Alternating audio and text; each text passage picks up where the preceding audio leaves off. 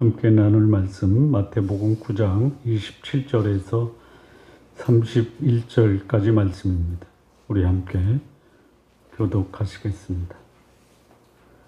예수께서 거기에서 떠나가실새 두 맹인이 따라오며 소리질러 이르되 다윗의 자손이여 우리를 불쌍히 여기소서 하더니 예수께서 집에 들어가심에 맹인들이 그에게 나아오거늘 예수께서 이르시되 내가 능히 이 할 일을 할 줄을 믿느냐 대답하되 주여 그러하오이다. 이에 예수께서 그들의 눈을 만지시며 이르시되 너희 믿음대로 되라 하시니 그 눈들이 밝아진지라. 예수께서 어디 경고하시되 삼가 아무에게도 알리지 말라 하셨습니다. 함께 읽겠습니다. 그들이 나가서 예수의 소문을 그 온 땅에 퍼뜨리느냐. 아멘. 기도하시겠습니다. 하나님 아버지 감사합니다. 볼 수 없었던 맹인이었지만 우리로 살아계신 하나님 우리 주 예수 그리스도를 보게 하시고 믿음으로 예수 그리스도를 우리의 주님으로 모시게 하신 것 감사합니다. 세상을 바라보고 살아가는 거룩한 하나님의 자녀들로 축복하여 주옵소서. 예수님의 이름으로 기도합니다. 아멘. 그 신체에 이상이 생기면 사람들은 어떻게 해서든지 치료하려는 것이 일반적인 모습입니다. 자, 이 성경에 나오는 그 병자들을 보면 문둥병자도 있고요, 중풍병자도 있고요, 또 앞을 보지 못하는 맹인도 있고요, 심지어 마음에 화가 차서 화병 걸린 사람도 있고요, 죽을 병에 걸려서 죽은 사람도 있고, 혈루병자도 있고, 말 못하는 소위 벙어리도 있고, 제대로 서지 못하고 앉지 못하는 소아마비 환자도 있고요, 귀신 들린 사람도 있습니다. 이 성경에 나오는 환자들을 보면 이 환자들이 치유를 받았다라는 것입니다.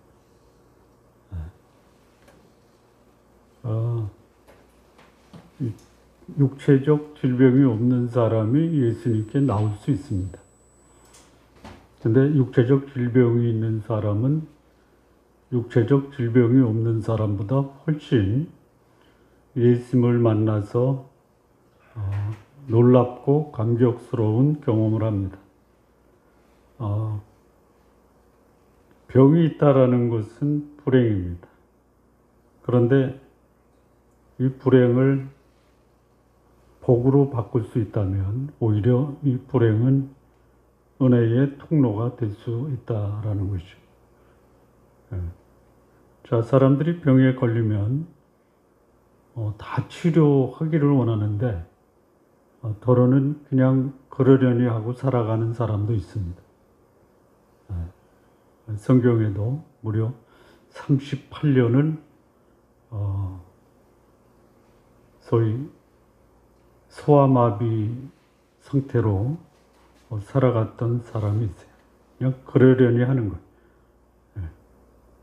그러나 대부분의 사람들은 고칠 수만 있다면 무슨 수를 쓰서라도 치유받기를 원합니다. 우리는 지난 시간에 혈루병을 앓았던 여인을 함께 생각을 했습니다. 모든 재산을 다 사용해서 자기의 병을 고치려고 노력했던 모습이 나옵니다. 자, 이 본문에 나오는 이 소경된 사람, 소위 시각에 문제가 있어서 앞을 보지 못한다라는 이 자신의 결함을 어떻게라도 극복하겠다라는 이 치유에 대한 소원이 강한 사람. 예. 자, 이런 시각의 장애를 가진 두 시각 장애인이 예수님의 소문을 듣고 예수님의 도움을 받고자 절박한 심정으로 예수님께 나옵니다. 이 병을 고치기 위한 중요한 조건 중에 하나가 절박해야 된다라는 것이. 자, 그런데 육체적인 장애에 대해서는 사람들이 소위 치료를 위한 절박한 심정을 갖고 있는데 사실 장애가 육적인 장애도 있지만 정신적 장애도 있고 영적인 장애도 있습니다. 그 정신적 장애까지도 사람들은 굉장히 심각하게 받아들여요. 현대에 각광을 받고 있는 산업이 뭐냐면 상담입니다. 상담. 이 상담은 거의 정신적 치료 그 부분을 담당하고 있습니다. 자, 사람들이 육신적, 정신적 질병에 대해서는 절박한데 영적인 질병에 대해서는 거의 대부분이 담담하고 그 문제를 해결한 사람들도 때로는 자신의 영적 상태에 대해서 무감각하고 담담한 모습을 보게 됩니다. 예. 자, 자기 눈앞에 있는 이익은 봐요. 보시기 바랍니다. 눈앞에 있는 이익을 보십시오. 영혼까지 보셨으면 좋겠어요. 영혼을 보시다가 눈앞의 이익을 놓치는 게 낫습니까? 눈앞에 있는 이익을 추구하다가 영원한 가치를 못 보는 게 낫습니까? 이렇게 질문하면 상당히 야속하죠? 어떻게 질문을 그렇게 하십니까? 가까이 있는 것도 보고 먼 것도 보는 것이 어떠냐라고 질문하는 게 낫죠. 두 개 다 보십시오. 그러나 궁극적 목표를 보지 못하고 눈앞에 일시적인 것을 보다가 궁극적 목표를 놓쳐버리면 이거는 내 인생을 그야말로 무의미하게 살았다라고 볼 수 있습니다. 그러니까 영원한 세계의 가치를 보지 못하는 것, 이것이 바로 영적 맹인이에요.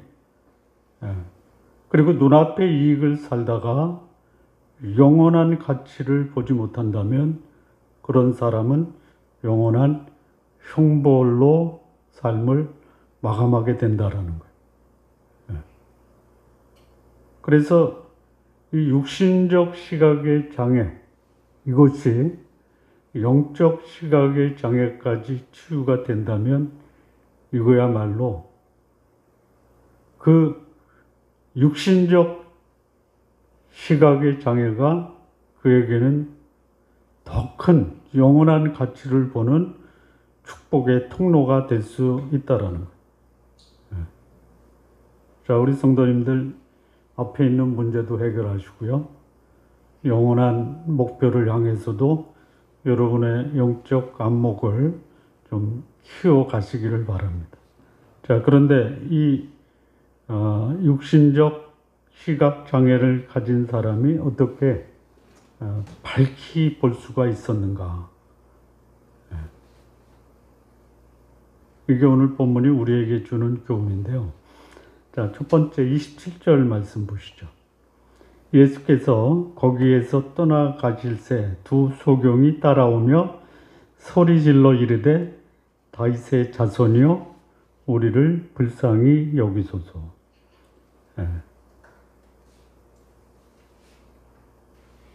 자, 이 흑암에 있던 시각장애인이 눈을 밝히 뜨기까지 첫 번째 어떤 일이 있냐면요. 여기 예수님을 찾습니다. 예수께서 거기를 떠나실새, 가버나움을 떠날 때 떠나시는 예수님을 향해서 소리 지르는 두 맹인이 있습니다. 근데 그들이 예수님을 부를 때 뭐라고 부르냐면 다윗의 자손이요. 그리고 우리를 불쌍히 여기소서. 요 두 문구가 이 맹인이 눈을 뜨게 되는 결정적인 시작입니다. 자, 여기 예수님을 뭐라고 부르냐면 다윗의 자손이요. 예수님의 정체를 정확하게 알고 있는 거예요. 네. 두 번째는 뭐냐면 우리를 불쌍히 여기소서.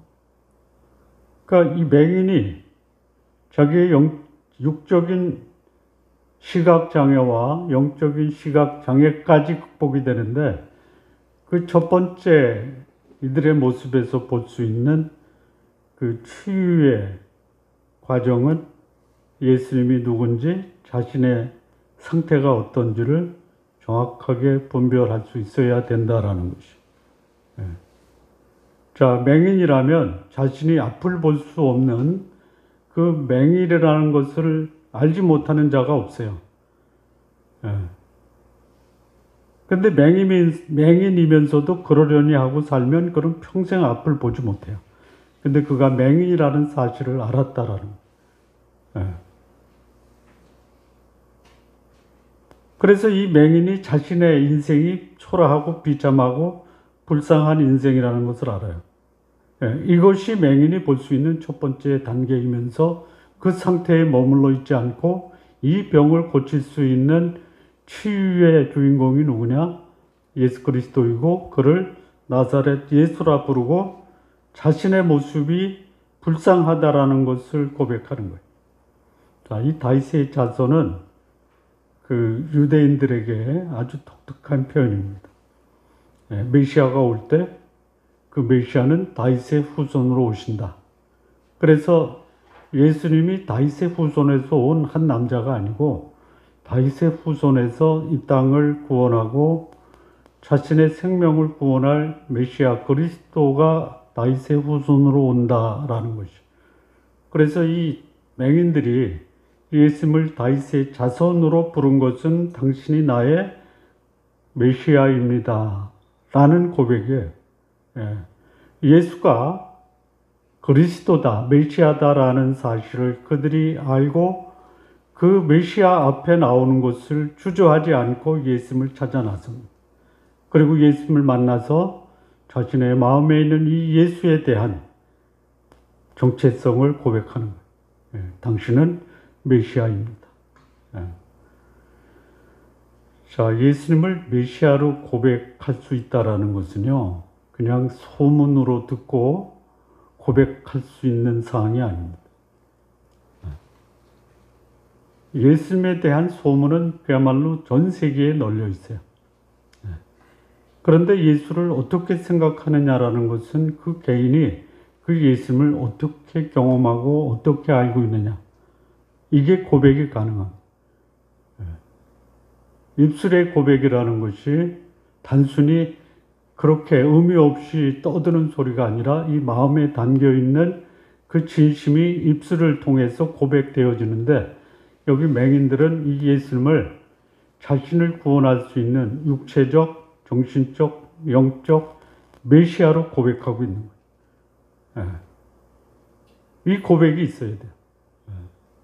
자, 이 고백이 그냥 쉬운 게 아니에요. 여러분, 소위 불신자들하고 대화할 때 성경이 이렇게 말합니다라고 말하는 게 되게 편합니까? 아니면 굉장히 신중하고 조심스럽고 그리고 아주 힘겹게 얘기합니까? 어떻습니까?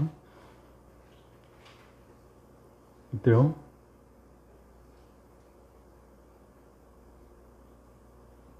해보셨죠? 아주 편안하시죠?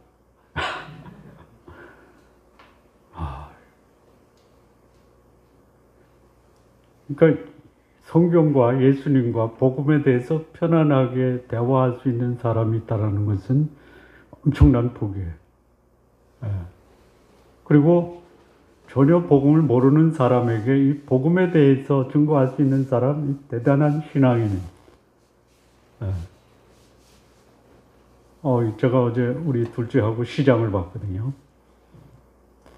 근데 자기는 부자 될 거래요. 그래서 격려했죠. 부자 됐으면 좋겠다. 꼭 부자가 되거라. 근데 하나님이 허락하신 부자가 됐으면 좋겠다. 굉장히 어렵게 나오는 말이에요. 그래서 뭔데 얘기해줘. 그랬더니 내가 어저께 보낸 묵상 말씀인데 못 봤어? 못 봤어. 얘기해줘. 그래서 겸손과 여호와를 경외하는 것이 재물과 부유와 영예와 생명의 비결이다라는. 네? 그래서 열심히 노력해라. 그래서 돈 많이 벌어라. 그런데 더 중요한 것은 뭐냐? 겸손해야 돼. 그리고 하나님을 경외해야 돼. 그러면 하나님이 약속으로 보장해 주시는 것이 뭐냐면 부유와 영예와 생명이야. 부자 되고 폼나고 장수하려면 겸손하고 하나님을 경외하면 돼. 그랬더니 뭐라고 하냐면요. 나는 그래도 아빠보다 겸손한데.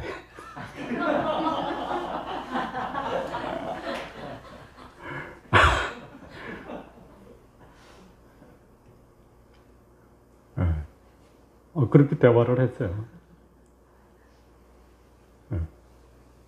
이 메시아를 자기 입으로 고백한다는 게 쉬운 게 아니에요. 그러니까 성경적 언저리에 대해서는 얘기하더라도 예수님을 향해서 당신이 나의 메시아입니다라고 고백하는 거죠. 그것이 하나님의 은혜와 하나님의 그 뜻이 내 속에서 역사하지 않고 성령이 내 속에서 역사하지 않고는 할 수가 없는 거예요. 그런데 내 입으로 예수님을 나의 주님입니다라고 고백하는 것은 이건 엄청난 축복이다라는 것이죠. 자, 그 다음에 여기 이제 이 맹인들이 예수님을 향해서 뭐라고 하냐면 자기를 불쌍히 여겨달라라고 하거든요. 불쌍히 여겨달라. 이거를요. 나 지금 눈을 보지 못하니까 보게 해 주십시오. 이게 불쌍히 여겨달라라는 이 맹인들이 하는 말 속에 담겨 있어요. 그런데 여기 또 다른 의미가 있거든요. 자, 예수님을 메시아로 고백한 사람들이 아주 보편적으로 고백하는 게 있어요. 뭐죠? 베드로가 예수님이 행하시는 기적을 보고 예수님께 뭐라고 얘기했냐면 나는 죄인입니다. 나를 떠나소서 얘기했죠. 그러니까 예수님이 하나님 되심, 메시아 되심을 경험한 사람들의 한결같은 고백이 뭐냐? 나를 불쌍히 여기십시오. 이게 뭐예요? 나는 죄인입니다라는 거예요. 그러니까 이 맹인들은 자신이 앞을 보지 못하는 자기 상태가 불쌍하다라는 것도 있지만 자기 영혼이 죄 가운데 있어서 방향 감각을 잃고 어둠 속에 있다라는 것을 고백하고 있는 거예요. 이 사람들은 소위 이 눈앞에 있는 이 못 보는 것을 보면 그것으로 됐다라고 생각했었어요. 근데 이 맹인들은 자기들이 보지 못하는 것 때문에 예수님이 메시아라는 사실을 알게 된 거예요. 저런 분이라면 우리가 지금까지 들어왔던 다윗의 후손 메시아가 저 예수가 맞다. 그거를 발견하고 자기 입으로 고백을 해요. 그러면서 하는 말이 뭐냐. 내 눈 뜨게 해주십시오. 이게 있어요. 그러나 더 근본적으로는 저는 죄인입니다. 이거를 고백하는 거예요. 나를 불쌍히 여기소서라는 게 불쌍히 여겨달라는 게 어려운 말로는 궁휼이라는 뜻이거든요. 궁휼. 이 궁휼이 뭐예요? 궁휼이라는 것은 그냥 저 불쌍하니까 불쌍히 여길 줄을 떠나서 나는 죄인으로서 마땅히 하나님의 저주와 진노를 받아야 됩니다. 그런데 이거 당신의 궁휼하심과 자비하심으로 그거를 좀 면제해 주십시오라고 간절히 탄원하는 게 바로 불쌍히 여기십시오. 궁휼이라는 뜻이에요. 그러니까 나 자신이 하나님 앞에서 참 저주와 진노를 받기에 합당한 자다라는 것을 인정하는 자를 하나님은 궁휼히 여기십니다. 우리가 예수님을 믿으면서도 내 모습이 괜찮다. 지금의 내 육신적 정신적 문제만 해결되면 나는 다 해결됐다라고 생각하는 것은 아직도 자신이 철저한 하나님 앞에서 긍휼히 여김을 받아야 될 존재라는 것을 인식하지 못하고 있다는 거예요. 하나님을 하나님으로 고백하고 그분의 긍휼을 구하는 자가 자신과 세상을 밝히 볼 수 있는 하나님의 은혜를 경험하는 것. 이게 첫 번째, 이 소경 맹인이 밝히 보기까지 그가 첫 번째 반응했던 모습입니다. 자, 두 번째 보면요, 28절이요. 예수께서 집에 들어가심에 맹인들이 그에게 나아오거늘 예수께서 이르시되 내가 능히 이 일을 할 줄 믿느냐? 대답하되 주여 그러하오이다. 이 두 번째는 예수님이 그들에게 묻습니다. 내가 능히 이 일을 할 줄을 믿느냐? 그랬더니 대답하되 주여 그러하오이다. 그러하오이다는 뭡니까? 믿습니다라는 거죠. 예수님을 다윗의 자손 메시아, 하나님의 아들 그리스도로 고백한 그들이 예수님이 진짜 다시 한번 확인하는 거예요. 내가 너희를 고쳐주는 줄로 믿느냐 하니까 믿습니다 하는데 그 앞에 특별한 표현을 했습니다. 뭐라고 표현하냐면요. 주여 그러하이다. 주여라는 거예요. 주여. 자, 믿겠다라고 다짐하는 거 중요합니다. 그런데 믿음을 지나치게 강조하는 것보다 내가 믿는 믿음의 대상이 누구냐라고 고백하는 것이 훨씬 더 중요해요. 불신자들도요, 단합대회 가면요, 우리가 승리할 줄로 믿습니까? 그러면 뭐라고 합니까? 하잖아요. 술잔 들고. 믿습니까? 하면 뭐 다 같이 술잔 들으면서 믿습니다. 그런 거 안 해봐서 모르시죠? 좀 많이 봤어요.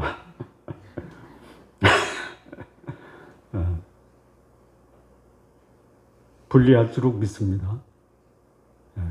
상황이 불리하면 불리할수록 믿습니다라는 소리가 커요. 뭘 믿는 거예요? 뭘 믿는 거예요? 상황이 좋아질 줄로 믿습니다죠? 근거가 있어요? 그거는 믿음이 아니라 뭐예요? 기대죠, 기대. 바람. 또는 소원. 그 소원이 나쁜 게 아니지만 뭐가 문제냐면 그 소원의 근거, 기대의 근거, 믿음의 근거가 확실하지 않아요. 확신하지 않는 그 근거, 불확실한 근거를 믿는 것은요, 불확실한 결과를 가져오는. 근데 여기 이 맹인들은요, 믿었어요. 누구를 믿었어요? 자기가 메시아라고 고백한 그분이 뭐예요? 나의 주님입니다. 이게 달라요. 당신은 주님입니다라는 고백과 당신은 메시아입니다라는 고백이 다르죠.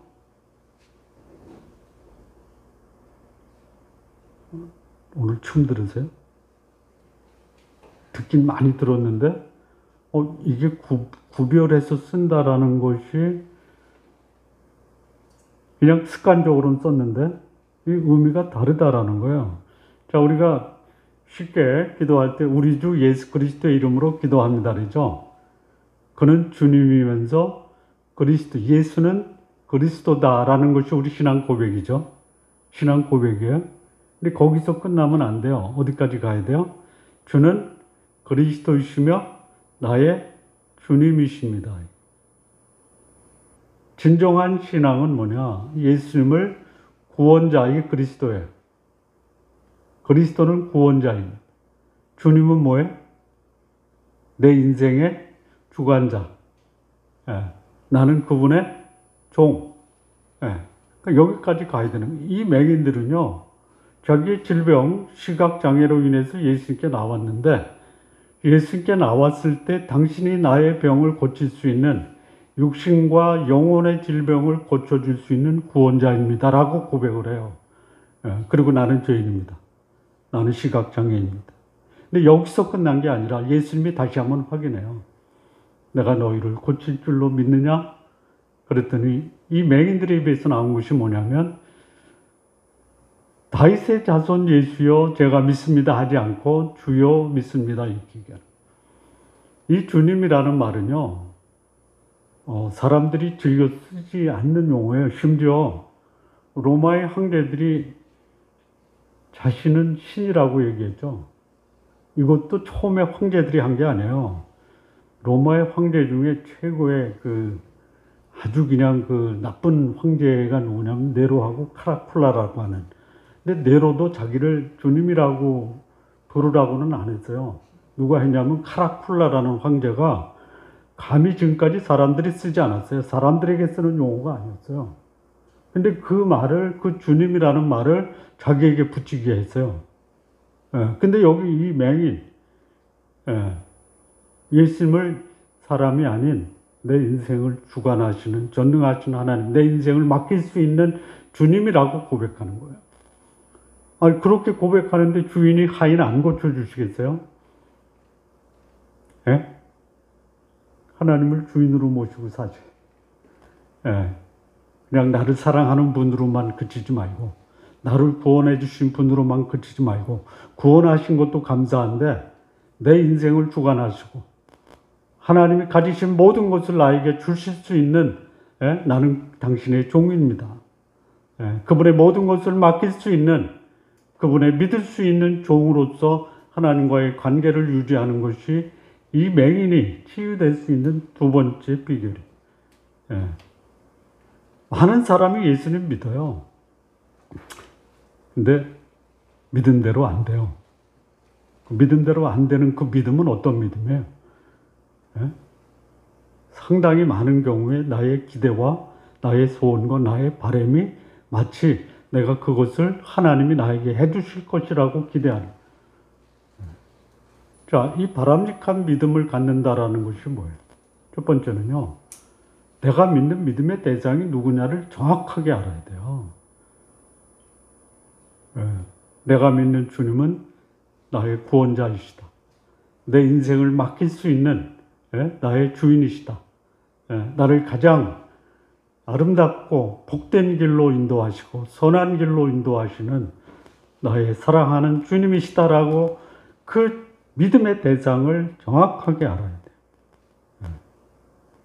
자, 그런 믿음을 뭐라고 하냐면 관계적 믿음 또는 인격적 믿음이라고 그래요. 그러니까 소위 지식적 믿음이 있고요. 또 소위 육신적 믿음도 있어요. 이걸 일시적, 세상적 믿음이라고 하는데요.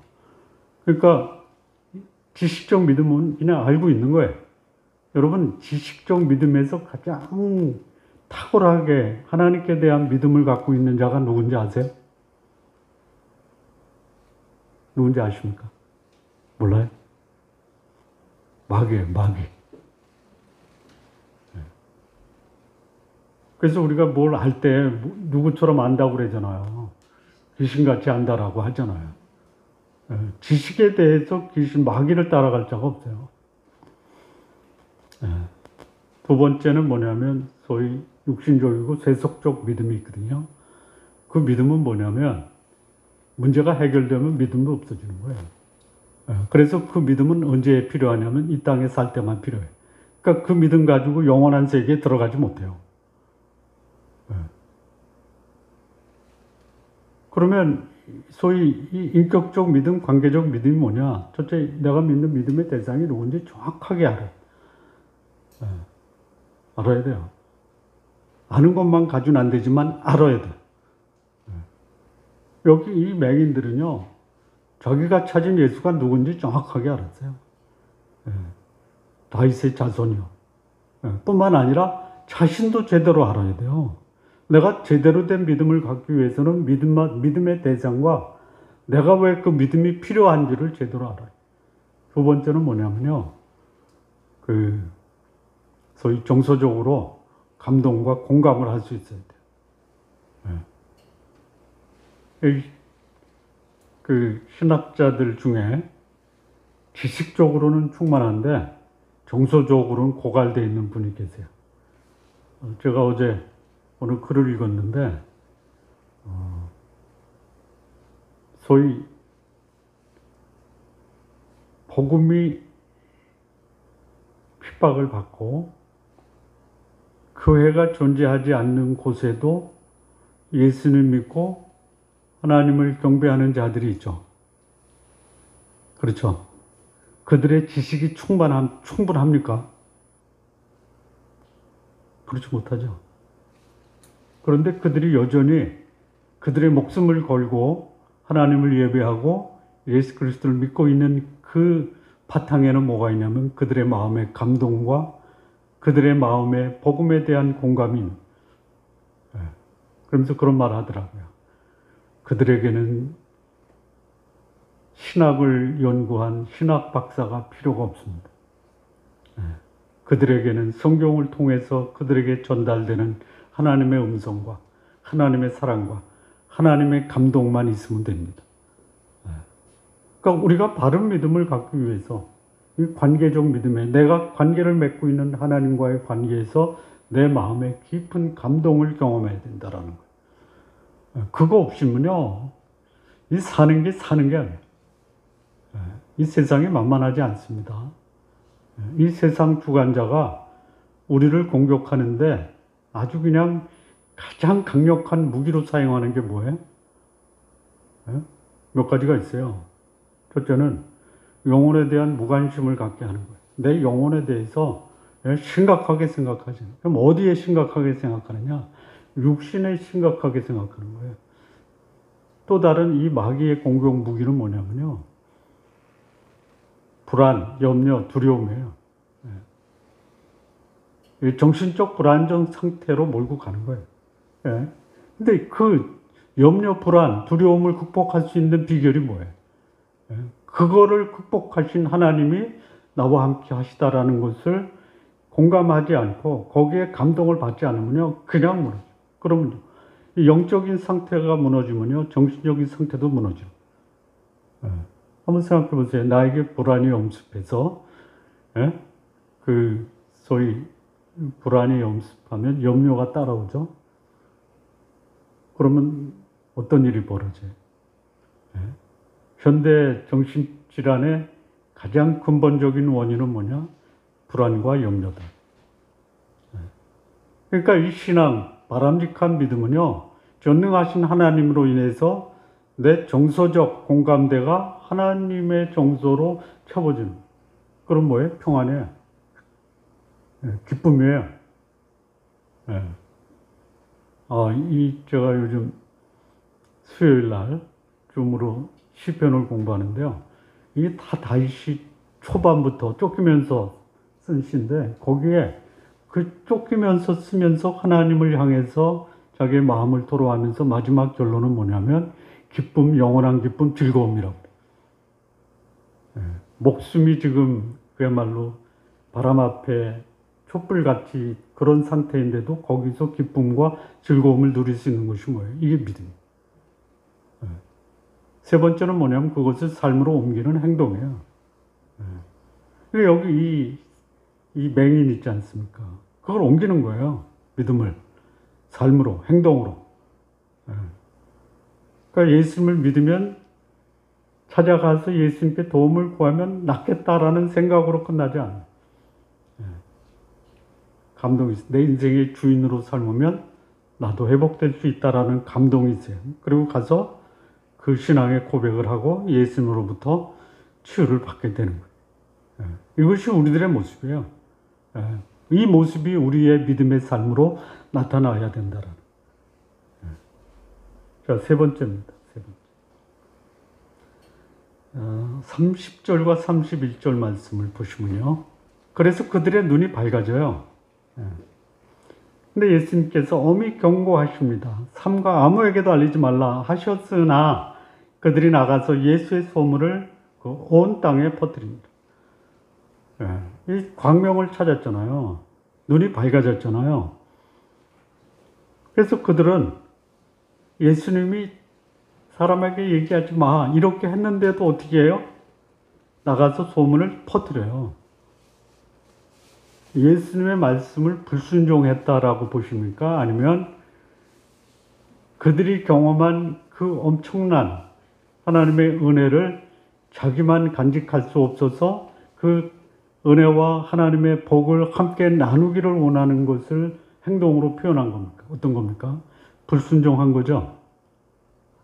예? 아니요? 불순종했잖아요. 엄히 경고하셨어요. 엄히 경고하셨어요. 그런데 나가서 전한 거예요. 그러면 여기서 엄히 경고하셨다. 아무에게도 알리지 말라고 엄히 경고하셨다라는 말이 뭐예요? 왜 그랬어요? 예수님이 왜 그러셨어요? 왜 그러신 거예요? 예수님이 가는 곳곳마다 사람들이 에워싼다든지 밀 정도로 사람들이 추종한다든지 예수님이 가는 곳곳마다 사람들이 모여요. 근데 예수님의 관심은 자기를 에워싼 사람들 관심 있어요. 미는 사람들 관심 있어요. 그런데 예수님의 관심에 예수님을 따라오는 사람들은 예수님의 관심과 맞아요? 아니면 이게 주파수가 틀리죠? 예? 성능도 좋고 배터리도 들어가 있는데 엉뚱한 주파수를 돌리면 전혀 잡음이 나오죠? 예, 여기 이 무리들과 예수님은 안 맞아. 주파수가 안 맞아. 예. 그러니 여기 무리들이 따르는 이유는 뭐예요? 그런데 따라. 왜 따라? 에오스하고 따라오고 수많은 무리들이 왜 따라와요? 왜 따라와요? 뭔가 예수님을 따르면 나오는 게 있잖아요. 그게 뭐예요? 먹을 것도 나오죠? 예? 병도 고치죠? 그러니까 이 무리들의, 군중들의 관심은 뭐냐면 먹을 것과 육신적 질병의 치료예요. 그러니까 예수님을 따르는 사람들이 뭘 소문 듣고 나오냐면 고쳐줬대. 그래서 자기도 고치러 나온 거예요. 여기 소경들도 소문 듣고 고치러 나온 거 아니에요? 예? 근데 이 소경들은 다른 사람과 다른 게 뭐냐면 그들은 예수님을 메시아로 안 거예요. 자기의 주인으로 안 거예요. 근데 다른 무리들은 뭘로 한 거예요? 예? 공급자, 치료자. 그 끝이에요. 그렇게 하면 수많은들이 오지만 그들의 관심은 먹고 병 고치는 것밖에 없어요. 그들에게 이 말을 전해봤자 의미가 없다. 그래서 하지 말라라는 거예요. 예. 여러분 복음을 전할 때요. 복음을 필요한 사람이 있어요. 전하다 보면 그 사람들의 반응을 통해서 그런 사람에게는 전하는 거예요. 그러나 관심 없는 사람들. 이런 게 있잖아요. 예수 믿으면 밥 먹여주냐? 그랬더니 우리 교회에서 밥 주니까 올래? 밥 준다고 오라고 하지 마십시오. 오면 밥은 주더라도. 노숙인 사역하는 거 굉장히 귀한 거예요. 그들 가운데 참 복음을 필요로 하고 복음에 갈망하는 사람도 있어요. 그런 사람들에게는 노숙자 소위 뭐죠 그거 노숙자들에게 음식 주는 것을 뭐라 그래요? 하여튼 거기서 한 영혼이라도 자기 영혼에 대한 갈급함 또 자기 영혼이 공유를 필요로 하고 메시아를 필요로 하다면 그 사람들에게 그런 식사 제공하는 이 사역도 굉장히 중요한 거예요. 예수님이 그들에게 먹이셨어요. 먹였는데 얼마나 많은 사람. 오병이어의 기적이 뭐예요? 예수님 따라가면 먹을 수 있답니까? 맞아요. 그러나 더 중요한 게 뭐예요? 거기 예수님이 그 요한복음의 오병이어의 기적을 통해서 그 다음 장에 말씀하시는 것은 뭐냐면요. 나는 생명의 양식이다.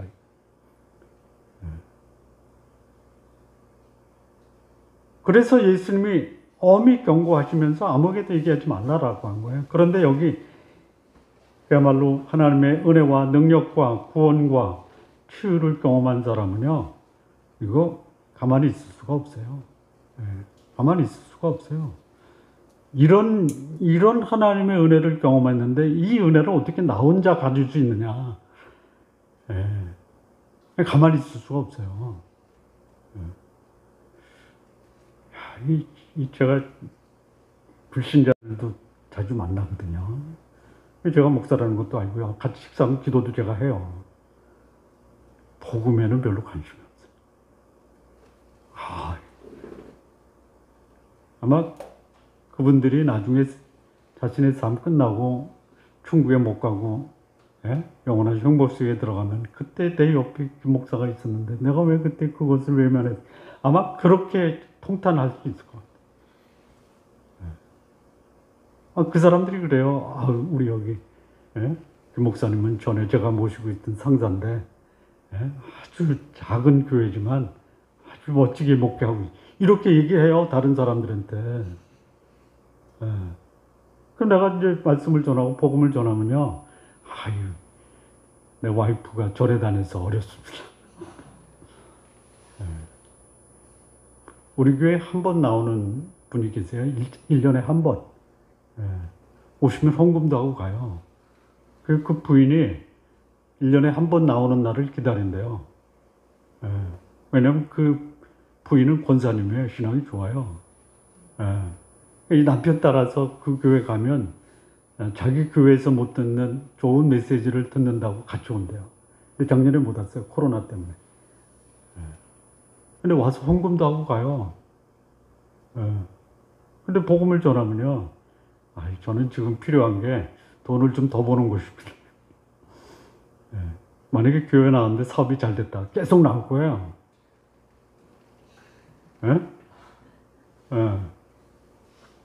그런 분들도 있어요. 그런데 이 맹인들은 자기 영혼의 구원자, 주인을 만나고 육신적 이 시각 장애가 회복이 된 다음엔 어떻게 해요? 증거하는 거예요. 증거하는 거예요. 그래서 증거를 듣고 시각 장애자들이 올 수 있어요.